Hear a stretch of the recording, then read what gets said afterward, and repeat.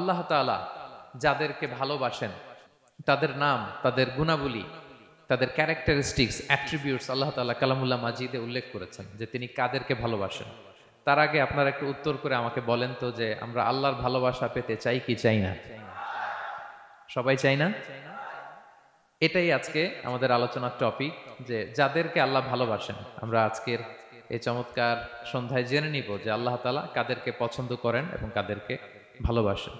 এবং প্রিয় ভাই এবং বোনেরা, আল্লাহ তাআলার ভালোবাসা অর্জন এটা মানব জীবনের সবচাইতে বড় সৌভাগ্যের বিষয়। কি বলেন?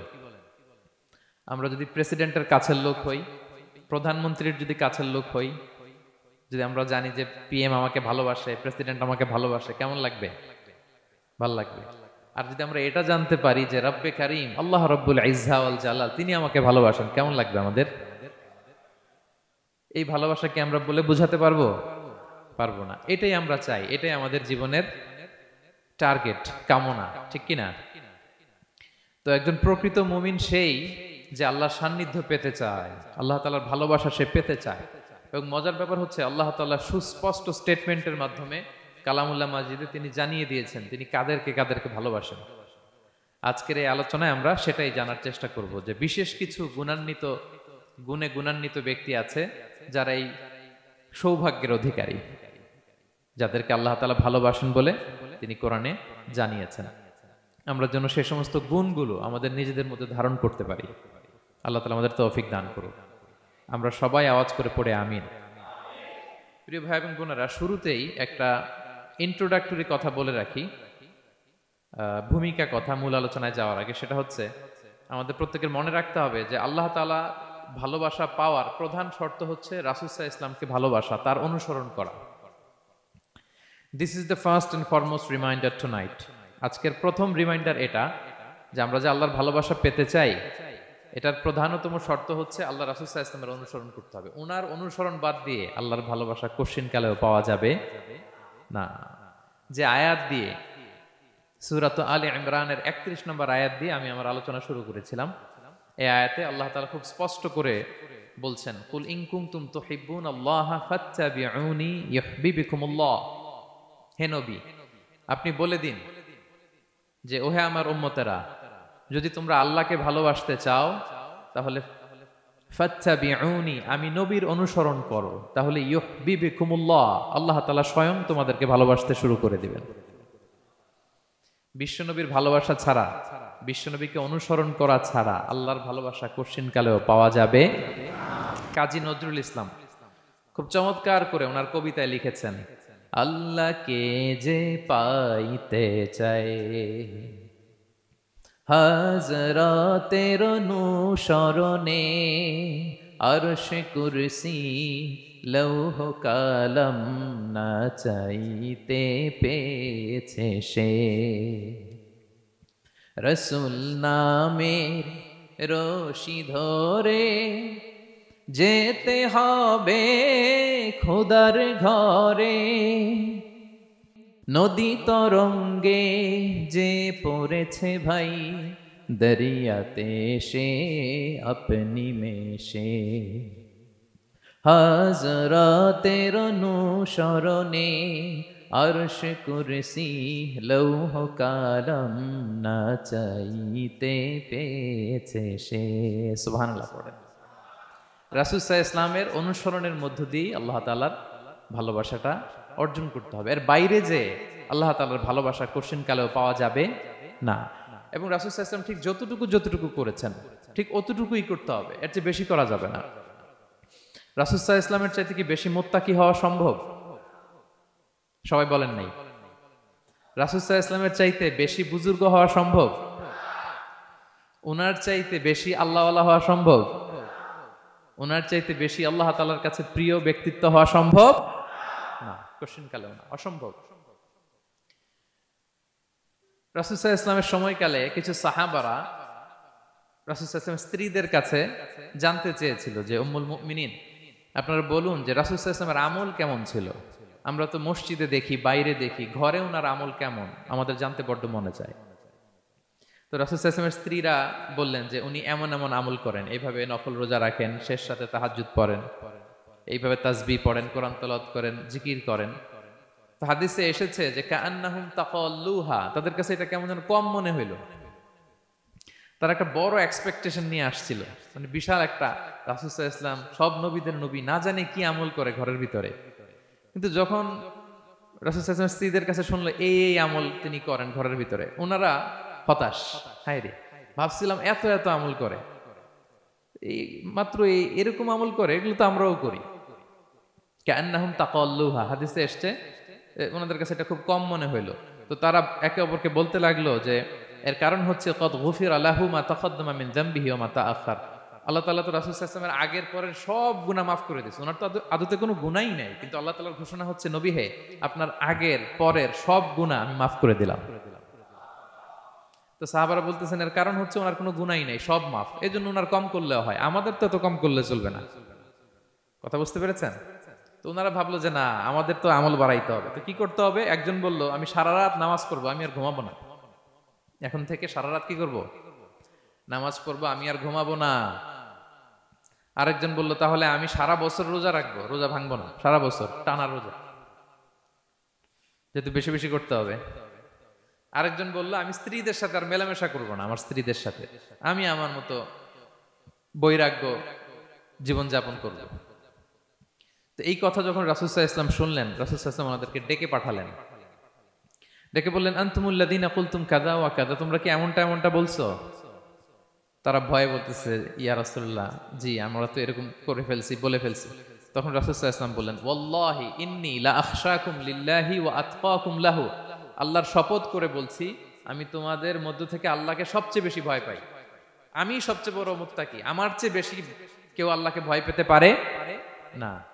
তা আমি সবচেয়ে বড় মুত্তাকি, আমি সবচেয়ে বেশি আল্লাহর প্রিয় ভাজন, আমি আল্লাহর সবচেয়ে বেশি ভয় পাই, এরপরেও আমি রাতে ঘুমাই আবার নামাজও পড়ি, সোম বৃহস্পতিবারে রোজা রাখি, বাকি দিনগুলোতে আমি খাই, আমার তো 11 জন স্ত্রী, আমি সবার সাথে মেলামেশা করি, কই স্ত্রী মেলামেশায়, রোজা রাখা না রাখায়, রাতে ঘুম এবং তাহাজ্জুদ, এই যে ব্যালেন্স করে যে আমি জীবন পরিচালনা করি, এতে আমার মুত্তাকি হইতে তো কোনো সমস্যা হয়নি। আমি শ্রেষ্ঠ নবীর এই মর্যাদা অক্ষুণ্ণ রাখতে তো আমার সমস্যা হয়নি, কিন্তু তোমাদের সমস্যা কোথায়? তখন তিনি একটা অসাধারণ উক্তি করেছিলেন, তিনি বলেছিলেন ফামান রাগিবা আন সুন্নতি ফালাইসা মিন্নি, যে আমার সুন্নতকে অবজ্ঞা করে, মানে আমার যে পন্থা এটা অনুসরণ না করে অন্য কিছু যে করতে চায়, ফালাইসা মিন্নি, সে আমার দলভুক্ত নয়। আল্লাহু আকবার! কি ভারসাম্যবোধ, কি ব্যালেন্সড লাইফস্টাইল, কি পরিমিতি বোধ তিনি আমাদের শিখিয়েছেন। তাহলে বোঝা গেল সারা রাত ইবাদত করলেই ওইটা শ্রেষ্ঠ ইবাদত হয় না। কারণ রাসূল সাল্লাল্লাহু আলাইহি ওয়াসাল্লাম ঘুমাতেন আবার ইবাদত করতেন, স্ত্রীদের সাথে মিলতেন, সামাজিক কাজ করতেন, মাঝে মাঝে নফল রোজা রাখতেন, মাঝে মাঝে অনেকদিন রাখতেন না। This is balance, this is Islam, এবং এর চেয়ে শ্রেষ্ঠ ইসলাম আর হতে পারে না। তার মানে বোঝা গেল রাসূল সাল্লাল্লাহু আলাইহি ওয়াসাল্লামের চাইতে যদি এক কাঠি বেশি বোঝেন আপনি, এটা ইসলাম হবে? এটা হবে বাড়াবাড়ি, ঠিক কি না? রাসূল সাল্লাল্লাহু আলাইহি ওয়াসাল্লাম যেমনটি করেছেন ঠিক তেমনটি করার নাম ইসলাম। এবং এভাবেই আল্লাহ তাআলার ভালোবাসা পাওয়া সম্ভব, এছাড়া পাওয়া সম্ভব।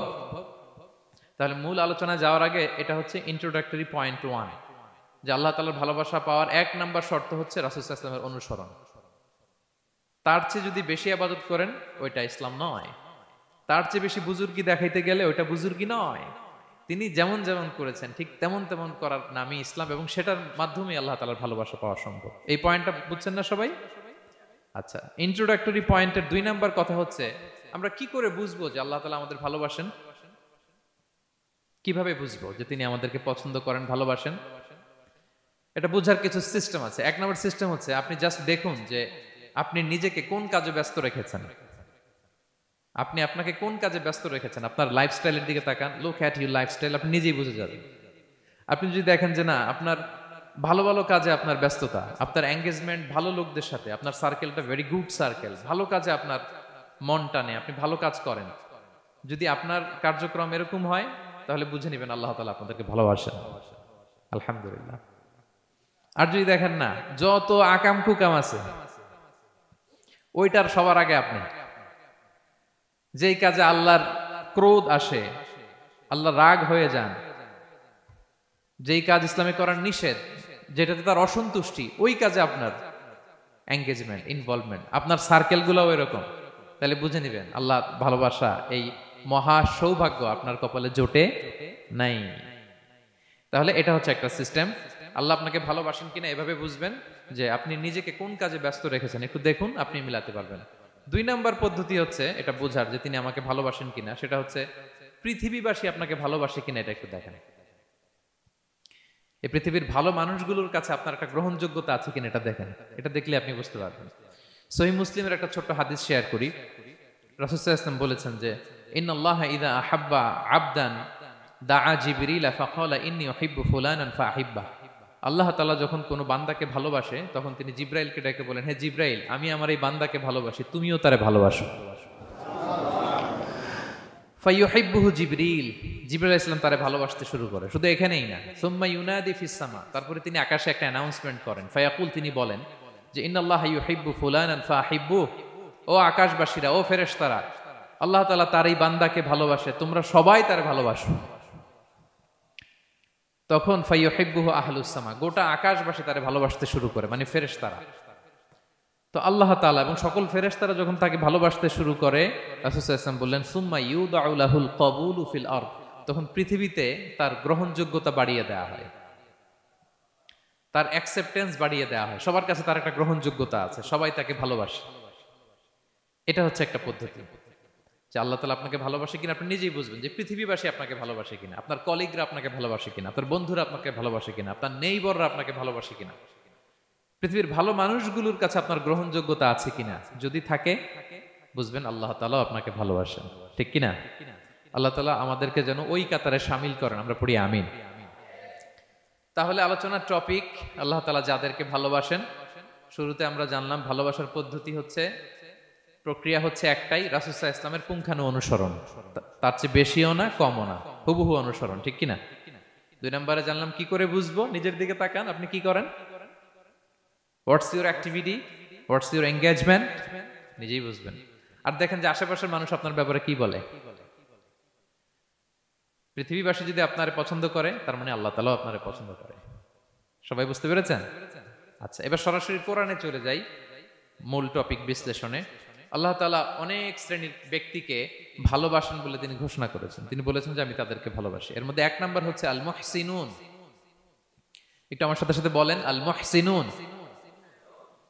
মুহসিনুন মানে হচ্ছে যে ইহসান করে, মানে অন্যের প্রতি অনুগ্রহ দেখায়, অনুগ্রহশীল, অন্যের প্রতি দয়াশীল, অনুগ্রহশীল। এই সমস্ত বান্দাদের আল্লাহ ভালোবাসেন। আল্লাহ বলেন, ওয়া আনফিকু ফি সাবিলিল্লাহি ওয়া লা তুলকু বিআইদিকুম ইলা তাহলুকা ওয়া আহসিনু ইন্নাল্লাহা ইউহিব্বুল মুহসিনিন। তিনি বলেন যে তোমরা আল্লাহর রাস্তায় দান করো আর নিজেরা নিজেদেরকে ধ্বংসের মুখে ঠেলে দিও না, আর তোমরা ইহসান করো অন্যের প্রতি, কারণ ইন্নাল্লাহা ইউহিব্বুল মুহসিনিন, আল্লাহ তাআলা মুহসিনিনদের ভালোবাসেন, মানে যারা অন্যের প্রতি অনুগ্রহ দেখায়, অন্যের প্রতি দয়া পরবশ, তাদেরকে আল্লাহ ভালোবাসেন। সুবহানাল্লাহি ওয়া বিহামদিহি।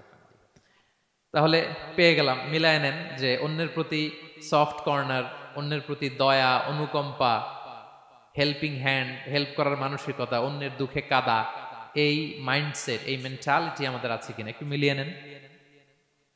না থাকলে রিমাইন্ডার হিসেবে নেন যে আমরাও যেন মুহসিনুনদের কাতারে শামিল হতে পারি। ইহসান এটা অনেক বড় তবকার একটা আমল। ইবাদতেও ইহসান লাগবে, ইবাদতের বাইরে সামাজিক কর্মকাণ্ড, রাষ্ট্রীয় কর্মকাণ্ড, সব কাজে আল্লাহ তাআলা এই ইহসানকে আবশ্যক করেছেন। অনুগ্রহ, অন্যদের প্রতি অনুগ্রহশীল হওয়া। ইবাদতে ইহসানটা কেমন? সেদিন জিবরাইল আলাইহিস সালাম রাসূল সাল্লাল্লাহু আলাইহি ওয়াসাল্লামকে জিজ্ঞেস করেছিলেন যে ইয়া রাসূলুল্লাহ ফাআখবিরনি আনিল ইহসান, ইহসান আবার কি, আমাকে একটু বলেন। তো ইবাদতে ইহসানটা কেমন? রাসূল সাল্লাল্লাহু আলাইহি ওয়াসাল্লাম বললেন যে ইহসান হচ্ছে আন তা'বুদাল্লাহা কাআন্নাকা তারাহু ফাইন লাম তাকুন তারাহু ফাইন্নাহু ইয়ারাক। তুমি এমন ভাবে ইবাদত করবে, তুমি ভাববে যে তুমি আল্লাহকে দেখছো, তুমি আল্লাহকে দেখে দেখে ইবাদত করতেছো, এরকম ভাবো না একটু। আর এটা ভাবতে যদি কষ্ট হয়, অন্তত এতটুকু তো ভাবো যে আল্লাহ তোমায় দেখছেন। এতটুকু ভাবা যাবে না? আমরা যখন নামাজ পড়ি, আমাদের প্রত্যেকটা সালাতের মুহূর্তে আমাদের এটা ভাবতে হবে যে আল্লাহ তাআলা কিন্তু আমাকে দেখছেন। এই যে আমি ফিস ফিস করে সুবহানা রাব্বিয়াল আলা পড়ি, সুবহানা রাব্বিয়াল আযীম পড়ি, আমি তাসবিহ পড়ি, আমার রুকু সেজদা সবকিছু আমার আল্লাহ দেখছেন। এই সেন্স, এই অনুভূতি যদি আপনার মধ্যে থাকে, এটাই হচ্ছে ইবাদতের ইহসান। আর ইবাদত ছাড়া আমাদের দৈনন্দিন কাজ, পারিবারিক কাজ, সামাজিক কাজ, এই সমস্ত কাজেও কিন্তু আল্লাহ তাআলা ইহসানকে আবশ্যক করেছেন। প্রিয় ভাই এবং বোনেরা, অন্যের প্রতি অনুগ্রহ করাটাকে তিনি কি করেছেন? আবশ্যক করেছেন। একটা ছোট্ট হাদিস শুনি। হাদিসে রাসূল সাল্লাল্লাহু আলাইহি ওয়াসাল্লাম ইরশাদ করছেন যে ইন্নাল্লাহা তাবারাকা ওয়া তাআলা কাতাবাল ইহসানা আলা কুল্লি শাই। আল্লাহ তাআলা সব কিছুর উপর ইহসানকে আবশ্যক করেছেন, সব কিছুর উপর। মুমিনের সব কাজে ইহসান থাকতে হবে, অন্যের প্রতি অনুগ্রহের পরশ থাকতে হবে। এবার মজার একটা পার্ট আসছে হাদিসে, খেয়াল করে শুনি। রাসূল সাল্লাল্লাহু আলাইহি ওয়াসাল্লাম বলেন ফাইদা কাতালতুম ফাআহসিনুল কিতলা। আল্লাহ তাআলা সব জায়গায় ইহসানকে আবশ্যক করেছেন। এমন কি ফাইদা কাতালতুম, যখন তোমরা কতল করবে কাউকে, ফাআহসিনুল কিতলা, ইহসানের সাথে কতল করো। সুবহানাল্লাহ বললেন না? প্রসঙ্গটা কি? হত্যার প্রসঙ্গটা। রাষ্ট্রীয় কাজে হয়তো ডেথ পেনাল্টি, তার মৃত্যুদণ্ড দিতে হবে। রাসূল সাল্লাল্লাহু আলাইহি ওয়াসাল্লাম বলেন ফাইদা কাতালতুম ফাআহসিনুল কিতলা, মৃত্যুদণ্ড দিবা কিন্তু ইহসানের সাথে দিও। আপনি চাইলেই তার কান কেটে ফেলতে পারবেন না, তাকে শ্বাসরুদ্ধ করতে পারবেন না, পেট্রোল দিয়ে তার দেহ জ্বালিয়ে দিতে পারবেন না, চাইলেই এই দেহটারে আপনি নষ্ট করতে পারবেন না।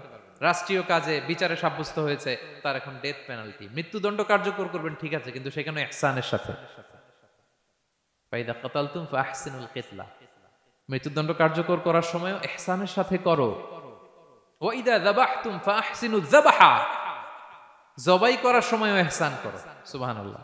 করতেছি জবাই, করতেছি কি? তো মেরে ফেলতেছি প্রাণীটাকে খাওয়ার জন্য, স্লটারিং, লিটারালি আমি ছুরি চালাচ্ছি ওর গলায়, ফিনকি দিয়ে রক্ত বেরোবে এখনই, মেরে ফেলতেছি। কিন্তু যা মনে চায় আপনি কোপাতে পারবেন? কুরবানির পশুকে কষ্ট দিতে পারবেন না। আমরা এই ভুলটা করি। রাসূল সাল্লাল্লাহু আলাইহি ওয়াসাল্লাম দেখেন আরো স্পেসিফিক করে বলছেন যে ওয়ালিউহিদ্দা আহাদুকুম শাফরাতাহু ওয়ালিউরিহ যাবিহাতাহু, তোমরা জবাইয়ের সময় তোমাদের ছুরিটাকে ধার করে নিও যাতে করে প্রাণীটা কম কষ্ট পায়। সুবহানাল্লাহ। আমরা অনেক সময় ভুল করে ফেলি। আমরা গরু শোয়ানোর পরে এই রশি কোথায়, এই ছুরি কোথায়, এই কষাই কোথায়, এই যে 7 জনের নামে জবাই হবে এদের নাম কোথায়, গরুটাকে আমরা কষ্ট দিচ্ছি। রাসূল সাল্লাল্লাহু আলাইহি ওয়াসাল্লাম বলে না, মুমিনের প্রতিটি কাজে ইহসানের পরশ থাকে। তারা প্রাণী জবাই করবে ঠিকই খাওয়ার জন্য, কিন্তু এখানেও ইহসান করতে হবে, ঠিক কিনা? তারা মৃত্যুদণ্ড কার্যকর করবে, ডেথ পেনাল্টি রাষ্ট্রীয় আইনে, কিন্তু যেমন মনে চায় তেমন করা যাবে না, ওইখানেও ইহসান রাখার দরকার আছে না নাই? প্রিয় ভাইয়েরা, এই ইহসানকে যারা মেনটেন করে জীবনের সব কাজে, আল্লাহ তাদেরকে বড্ড ভালোবাসে, বড্ড পছন্দ করে। সো আমরা যেন সবাই সবার প্রতি ইহসান করি।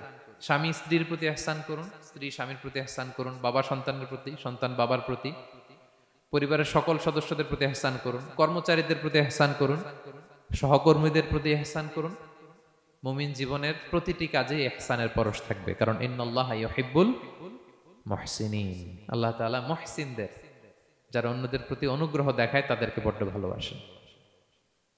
এই পয়েন্টটা কি বুঝতে পেরেছেন সবাই? ক্লিয়ার? 2 নম্বরে চলে যায়, আর কাদেরকে আল্লাহ ভালোবাসেন। 2 নম্বরে হচ্ছে আত-তাওয়াবুন, যারা ভুল করেই তওবা করে সাথে সাথে, আল্লাহ তাদেরকে বড্ড ভালোবাসেন। সুবহানাল্লাহ। আল্লাহ তাআলা বলছেন ইন্নাল্লাহা ইউহিব্বুত তাওয়াবিন ওয়া ইউহিব্বুল মুতাতাহহিরিন, আল্লাহ তওবাকারীদেরকে যেমনি ভালোবাসেন, পবিত্রতা অর্জনকারীদেরও ভালোবাসেন। ওটা আমি পরে আসতেছি, এখন তওবাতেই থাকি। তাহলে 2 নম্বরে হচ্ছে ইন্নাল্লাহা ইউহিব্বুত তাওয়াবিন, 2 নম্বরে হচ্ছে কাদেরকে ভালোবাসেন? তওবাকারীদেরকে তিনি বড্ড ভালোবাসেন। দেখেন রাসূল সাল্লাল্লাহু আলাইহি ওয়াসাল্লাম কি বলে, তিনি বলেন ওয়াল্লাহি ইন্নী লা আস্তাগফিরুল্লাহ ওয়া আতুবু ইলাইহি ফিল ইয়াউমি আকসারা মিন 70 মাররা, আল্লাহর শপথ আমি বিশ্বনবী প্রতিদিন 70 বারেরও বেশি তওবা পড়ি। যার আগেও কোনো গুনাহ নাই, পরেও কোনো গুনাহ, উনি তওবা করে কয়বার? 70 বার। আমাদের তো কোনো গুনাহ টুনা নাই, তাই না? হ্যাঁ, আমাদেরও গুনাহ আছে নাকি? বস্তা ভরা। তো বিশ্বনবী যদি 70 বার তওবা করেন ডেইলি বেসিস, আমাদের করা দরকার কয়বার? যার যার কাছে ছেড়ে দিলাম, বলেন। হ্যাঁ, 70,000 বার করা দরকার, ঠিক কিনা? প্রিয় ভাইরা, তাওবা কি? তাওবা মানে ফিরে আসা আল্লাহর কাছে। ভুল করেছি, অনুতপ্ত হয়ে আল্লাহর কাছে ফিরে আসবো, এটার নাম তাওবা। To return back to your Lord, আল্লাহর কাছে ফিরে আসবেন। এই ফিরে আসাটাকে আল্লাহ খুব পছন্দ করেন। এখানেই শয়তান আর আমাদের মধ্যে পার্থক্য। শয়তান ভুল করে করছি তো করছে, ওইটার মধ্যেই সে অটল অবিচল, ক্ষমা আর চাইনি। কিন্তু আমরা সকালে ভুল করে দুপুরে মাফ চাই, দুপুরে করে রাতে মাফ চাই, আজকে ভুল করে কালকে মাফ চাই, ঠিক কিনা? এই মাফ চাওয়াটাকে, ফিরে আসাটাকে, তার গুনাহগার বান্দা অনুতপ্ত হয়ে, রিয়েলাইজেশন হয়ে, বুঝতে পেরে ফিরে আসাটাকে তিনি বড্ড পছন্দ করেন, বড্ড পছন্দ করেন। এজন্য ভুল আমাদের হবে প্রিয় ভাইরা। আল ইনসান মিনান নিসিয়ান, আমাদের নামটাই এসেছে ভুল থেকে, আমরা ভুলে যাই, ভুল হয়ে যায় আমাদের। কিন্তু ক্ষমার রাস্তা, তওবার রাস্তা খোলা আছে না নাই? এটা হচ্ছে আমাদের জন্য আশা, হোপ। আমরা হোপফুল, সবসময় আশাবাদী। যত ভুল হোক, যত ভুল আপনি করেন, এটা খেয়াল রাখবেন, ভুল আপনি যতই করেন না কেন, তার রহমতের দরিয়া তার চাইতেও বড়,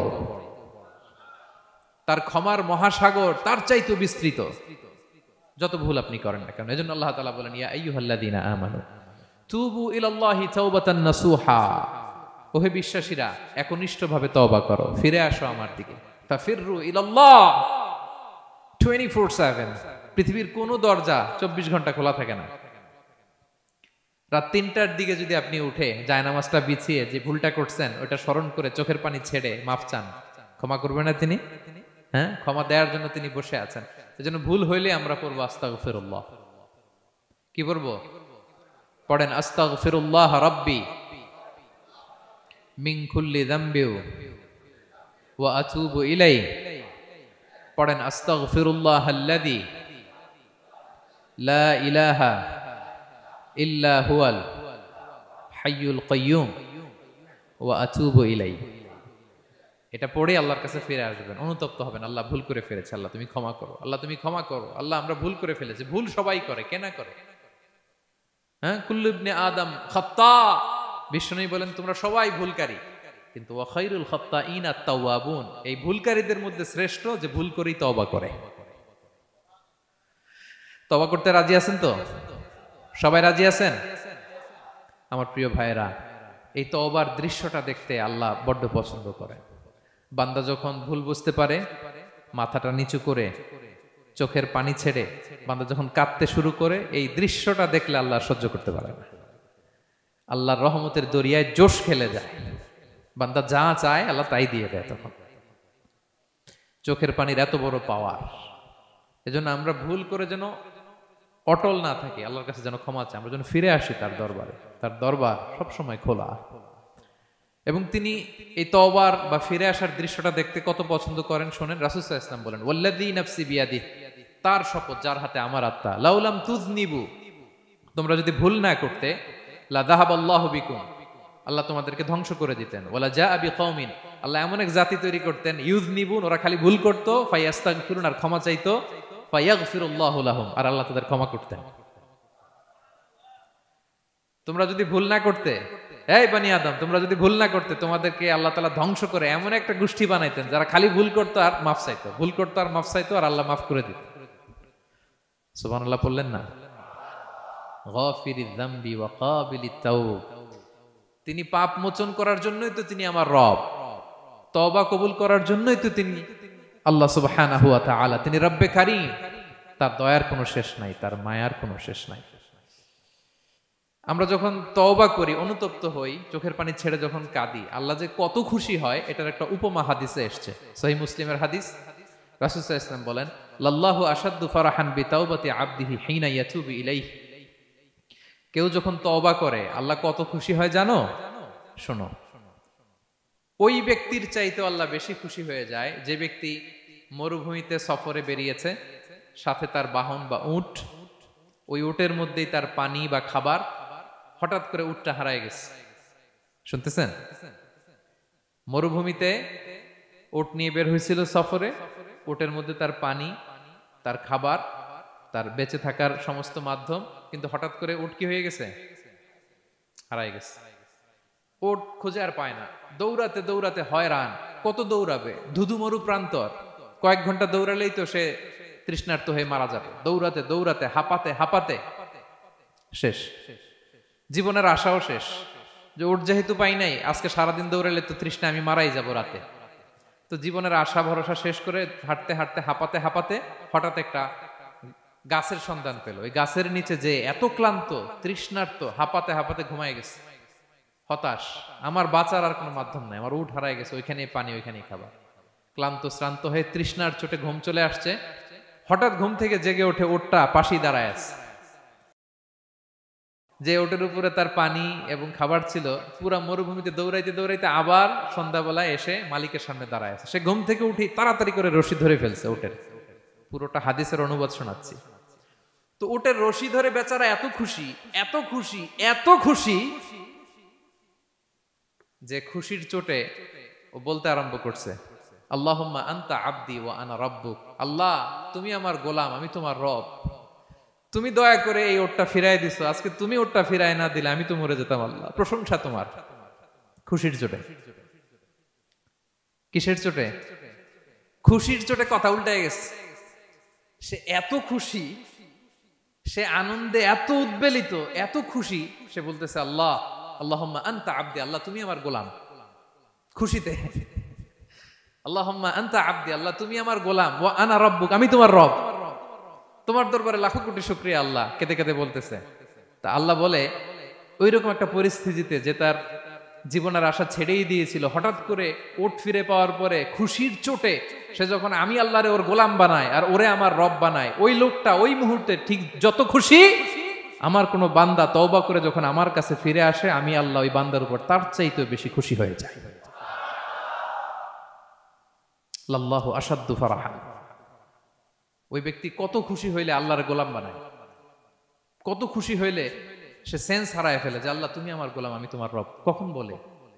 খুশিতে সে মাতোয়ারা। আল্লাহ বলে, ওই মাতোয়ারা ব্যক্তি ওই মুহূর্তে যত খুশি, আমার কোনো বান্দা ভুল করে বোঝার পরে যখন চোখের পানি ছেড়ে আমার কাছে তওবা করে, আমি আল্লাহ তার চাইতে বেশি খুশি হয়ে যা। তওবা করবেন তো? করবেন? করবেন? ইন্নাল্লাহা ইউহিব্বুত তাওয়াবিন। আল্লাহ তাআলা তওবাকারীদের বড় ভালোবাসেন। আমার ভাইরা, ভুল হলেই যেন আমরা তওবা করি। কয়টা জানলেন? প্রথমটা কি ছিল? কি করে? ভুলে গেছি। ইহসান করে, মুহসিনুন, যারা অন্যদের প্রতি অনুগ্রহ প্রদর্শন করে। আচ্ছা, 2 নাম্বার কি ছিল? তাওবা, মানে আত-তাওয়াবুন, যারা ভুল হলেই কি করে? তাওবা করে। 3 নাম্বার হচ্ছে আল মুতাতাহহিরুন, যারা পবিত্রতা অর্জন করে, সবসময় পাক পবিত্র থাকে, নিট এন্ড ক্লিন থাকে। এই ক্লিনলিনেসকে আল্লাহ পছন্দ করেন। সুবহানাল্লাহ। কি সুন্দর আমাদের ধর্ম, কত চমৎকার আমাদের ইসলাম। রাদিতু বিল্লাহি রাব্বা ওয়া বিল ইসলামি দীনা। আমরা আল্লাহরে রব হিসেবে পেয়ে খুশি, ইসলামকে দিন হিসেবে পেয়ে খুশি, ঠিক কি না? 3 নাম্বার হচ্ছে ওয়া ইউহিব্বুল মুতাতাহহিরিন, আল্লাহ তাআলা পবিত্রতা অর্জনকারীদের বড় পছন্দ করেন। মুতাতাহহিরিন, যারা সব সময় পাক পবিত্র থাকে, পরিচ্ছন্ন থাকে, এবং এটা খুব জরুরি। রাসূল সাল্লাল্লাহু আলাইহি ওয়াসাল্লাম বলেছেন, আত-তুহুরু শাতরুল ঈমান, পবিত্রতা এটা ঈমানের অঙ্গ। কেন ঈমানের অঙ্গ? কারণ নামাজ যার নাই তার ঈমান নাই, আর পবিত্রতা ছাড়া নামাজই হয় না। এজন্য রাসূল সাল্লাল্লাহু আলাইহি ওয়াসাল্লাম বলেছেন পবিত্রতা ঈমানের অঙ্গ। সুবহানাল্লাহ পড়েন। দেখেন, নামাজের যে আহকাম আরকান আছে, আহকাম তো বাইরে, নামাজ শুরুর আগে। এর মধ্যে 3টা আহকাম বা 3টা ফরজই হচ্ছে এই পাক পবিত্রতা নিয়ে। ছোটবেলা আপনারা পড়েছেন না, শরীর পাক, কাপড় পাক, নামাজের জায়গা পাক। তার মানে আপনি নামাজে যখন দাঁড়াবেন, আপনার শরীরটা পাক পাক পবিত্র হইতে হবে। আপনি যে ড্রেস গায়ে দিয়ে নামাজে দাঁড়ালেন, এটা পবিত্র হইতে হবে। যেই জায়গাটাতে আপনি নামাজের জন্য দাঁড়ালেন, ওই জায়গাটা পবিত্র হতে হবে। এই 3টা জায়গা পবিত্র কিনা আপনাকে এনশিওর করে আল্লাহু আকবার, তার আগে আল্লাহু আকবার বললে হবে? হবে না। এজন্য ইসলাম হাতে ধরিয়ে ধরিয়ে আমাদেরকে পবিত্র হওয়ার পদ্ধতি শিক্ষা দিয়েছেন। রাসূল সাল্লাল্লাহু আলাইহি ওয়াসাল্লাম যখন এগুলো শিখাতেন, মুশরিকরা হাসতো, হায় রে কেমন নবী তোমাদের, কিভাবে টয়লেটে যাইতে হয় এটাও শিখায়। সাহাবারা বলতেন, হ্যাঁ, আমাদের নবী ধরে ধরে আমাদের শিখায় যে টয়লেটে ঢুকতে বাম পা, বেরোতে ডান পা, ঢোকার আগে দোয়া, ওয়ালা তাস্তাকবিলুল কিবলা, কিবলামুখী হওয়া যাবে না, ঢিলা ইউজ করলে 3টা ইউজ করো, বেজর করো, প্রতিটা জিনিস, কি করে ওযু করতে হয়, কি করে তায়াম্মুম করতে হয়, কি করে ফরজ গোসল করতে হয়, আমার নবী ধরে ধরে আমাদের শিখিয়েছেন, ঠিক কি না? ধরে ধরে শিখিয়েছেন। কিভাবে ওযু করবেন, রাসূল সাল্লাল্লাহু আলাইহি ওয়াসাল্লাম গামলা নিয়ে তিনি দেখিয়েছেন। কিভাবে তায়াম্মুম করবেন, মাটিতে বাড়ি দিয়ে তায়াম্মুম করে দেখিয়েছেন। কেমন করে মেসওয়াক করবেন দেখিয়েছেন। কিভাবে আতর ইউজ করবেন দেখিয়েছেন। ক্লিনলিনেসের যত দিক হতে পারে সব বিশ্বনবী আমাদের শিখিয়েছেন। এমনকি কালামুল্লাহ মাজিদে আল্লাহ তাআলা আমাদেরকে সুস্পষ্ট জানিয়েছেন, ইয়া আইয়ুহাল্লাযীনা আমানু ইযা কুমতুম ইলা সলাতি ফাগসিলু উজুহাকুম, যখন নামাজে দাঁড়াবা আগে ওযু করো। ফাগসিলু উজুহাকুম, যারা আরবি বোঝেন, আগে মুখ ধুয়ে নাও। ওয়া আইদিয়াকুম ইলাল মারাফিক, তারপরে দুই হাত কোনই পর্যন্ত ধুয়ে নাও। ওয়ামসাহু বিরুউসিকুম, তারপর মাথা মাসে করে নাও। ওয়া আরজুলাকুম ইলাল কাবাইন, এরপরে টাকনু পর্যন্ত দুই পা ধুয়ে নাও। ওযু হয়ে গেল না? হয়েছে না? এবার ধরে ধরে আমাদেরকে শেখানো হয়েছে। যদি গোসল ফরজ হয়, ওয়া ইন কুনতুম জুনুবান ফাত্তাহহারু, গোসল ফরজ হলে গোসল করে নাও। এখন অজু গোসলের জন্য পানি নাই, তো অজু আর গোসলের জন্য যদি পানি না থাকে, ফালাম তাজিদু মাআন ফাতায়াম্মামু সাঈদান তাইয়্যিবা, পবিত্র মাটি দিয়ে তায়াম্মুম করো। দেখেন, অজুও শিখাইলো কোরআন, তায়াম্মুমও শিখাইলো কোরআন। পাক পবিত্র হওয়ার, ক্লিনলিনেসের যত আয়োজন আছে সব আল্লাহর কোরআনে আছে না নাই? সব আল্লাহ তাআলা আমাদেরকে জানিয়ে দিয়েছেন। এবং আম্মা জান আয়েশা রাদিয়াল্লাহু তাআলা আনহা আল্লাহ রাসূল সাল্লাল্লাহু আলাইহি ওয়াসাল্লামকে জিজ্ঞেস করেছিলেন, ইয়া রাসূলুল্লাহ, কিয়ামতের দিন এত নবীর উম্মত, কোটি কোটি মানুষ, আপনি আপনার উম্মতকে চিনবেন কি করে? এত মানুষ থাকবে, আপনি কি করে চিনবেন? রাসূল সাল্লাল্লাহু আলাইহি ওয়াসাল্লাম বললেন, ইন্না উম্মতি ইয়াতুনা ইয়াউমাল কিয়ামাতি গুররাম মুহাজ্জালিনা মিন আসারিল wudu। তিনি বললেন, অজুর চিহ্ন দেখে আমি আমার উম্মত চিনব। আমার যে সমস্ত উম্মতেরা অজু করে নামাজ পড়েছে, অজুর পানি তাদের গায়ের যেই যেই জায়গায় লেগেছে, এই জায়গাগুলো কিয়ামতের দিন রেডিয়াম বাতির মতো জল জল জল জল করে জ্বলতে থাকবে। আমি এটা দেখে চিনে ফেলবে আমার উম্মত, নামাজি, পাক্কা নামাজি। আল্লাহু আকবার। এবং অতিরিক্ত পবিত্রতা অর্জনের জন্য কিছু সাহাবীদেরকে আল্লাহ স্পেশালি কোরআনে অ্যাপ্রিশিয়েট করেছেন। তারা হচ্ছে মসজিদে কোবা পল্লীর আশেপাশে যে সাহাবারা, তারা অতিরিক্ত পবিত্রতা অর্জন করতেন। আল্লাহ তাআলা বলেন, ফিহি রিজালুন ইউহিব্বুনা আন ইয়াতাতাহহারু, এই মসজিদে কোবার আশেপাশে এমন কিছু মুসল্লি আছে যারা পছন্দ করে পবিত্রতা অর্জন করতে, বেশি পবিত্রতা অর্জন করতে তারা পছন্দ করে। আর ওয়াল্লাহু ইউহিব্বুল মুত্তাহিরিন, আল্লাহ তাআলা অতিরিক্ত পবিত্রতা অর্জনকারীকে ভালোবাসেন, পছন্দ করেন। সুবহানাল্লাহ পড়েন। তো তাদের প্রশংসা যখন আল্লাহ তাআলা কোরআনে করলেন, বিষ্ণু সাল্লাল্লাহু আলাইহি ওয়াসাল্লাম তাদেরকে ডাকলেন, বললেন, ও কোবাপল্লীর সাহাবীরা, ঘটনা কি? তোমাদের নাম বিশেষভাবে আল্লাহ তাআলা কোরআনে উল্লেখ করেছে যে ফিহি রিজালুন ইউহিব্বুনা আন ইয়াতাতাহহারু, কি তোমাদের এমন গুণ, তোমরা কিভাবে পবিত্রতা অর্জন করো? তারা বলতে আরম্ভ করলো যে নাতাওয়াদ্দাউ লিস-সালাহ, আমরা নামাজের সময় ওযু করি, ওয়া নাগতাসিলু মিনাল জানাবা, গোসল ফরজ হলে গোসল করি, ওয়া নাস্তানজি বিল মা, আর পানি দিয়ে ইস্তেনজা করি। সুবহানাল্লাহ। এই পানি দিয়ে ইস্তেনজা করাটা আল্লাহ পছন্দ করেছেন। ওনাদের সময় ওনারা পানি দিয়ে ইস্তেনজা করতো না, পাথর দিয়ে, ঢিলা দিয়ে তারা ক্লিন হয়ে যেত। এর কারণ হচ্ছে তাদের খাদ্য প্রক্রিয়াটা এমন ছিল, ড্রাই ফ্রুট খেত, তো খেজুর, গোশত, রুটি, তো তাদের স্টুলটা ওইরকম হইতো। আরবের লোকদের অনেকের এই স্টুলটা এরকম হয়। যেমন আমাদের যখন কখনো কোষ্ঠকাঠিন্য হয়, তখন দেখবেন যে আমাদেরও এরকম হয়। তা আমরা যখন স্টুল পাস করি, তখন আমাদের এই পায়ুপথটা মূলত বেরিয়ে আসে, স্টুল পাস করে, আবার পায়ুপথ আমাদের দেহের ভেতরে চলে যায়। ফলে যখন কারো কোষ্ঠকাঠিন্য হয়, তখন দেখা যায় যে তারা টিস্যু ইউজ করা লাগে না। আমাদেরও কখনো কখনো এরকম হয় না? হয়। তো ওনাদের সারা বছর একই রুটিন, ওনাদের আসলে টিস্যু ইউজ করা লাগে না, ওনাদের স্টুলটাই এরকম। কিন্তু এরপরেও ওই সাহাবারা এক্সট্রা পানি ইউজ করতেন। আমরা যেমনি কল ঘোরালেই পানি, ওই সময় পানি এত অ্যাভেলেবল ছিল না, সপ্তাহে একদিন গোসল করার সুযোগ পেতেন। পানি মানে এটা গোল্ডের মতো দাম, ডায়মন্ডের মতো দাম পানি মরুভূমিতে।